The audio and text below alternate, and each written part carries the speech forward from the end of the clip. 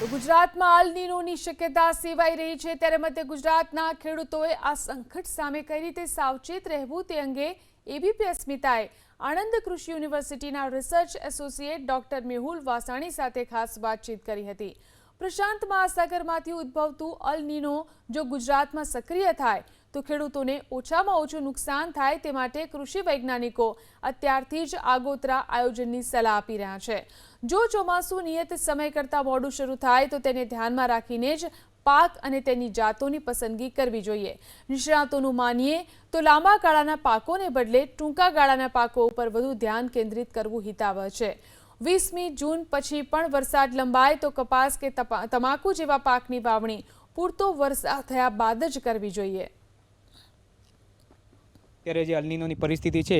એ પ્રશાંત મહાસાગરના Nino 3.4માં ઉદ્ભવ થઈ ગઈ છે,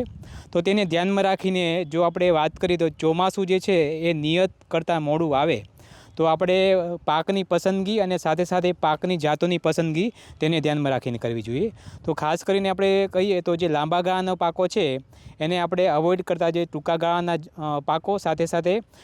ટૂંકી જાતો એટલે જે વહેલા પાકતા પાકો છે, બાજરી છે કે અન્ય બીજા પાકો જે છે તલ જેવા પાકોનું આપણે પસંદગી કરવી જોઈએ। જી, હવે મકાઈ છે, સોયાબીન છે કે અન્ય બીજા પાકો છે તેમાં જો વરસાદ અનિયમિત આવે છે અથવા તો તેના એક અવસ્થાથી બીજા અવસ્થામાં વચ્ચે વરસાદની ગેપ જોવા મળે છે તો આપણે જો પિયતની સગવડ હોય તો ધ્યાનમાં રાખીને ખાસ કરીને જે સંવેદનશીલ પાકની અવસ્થા છે, ખાસ કરીને ફૂલની અવસ્થા હોય કે દાણા બેસવાની અવસ્થા હોય તો ત્યાં આપણે એક એને લાઈફ સેવિંગ ઇરિગેશન આપવું, જેના કરીને જેને ફાઇનલ ઉત્પાદન ઉપર એની અસર ઓછી જોવા મળે।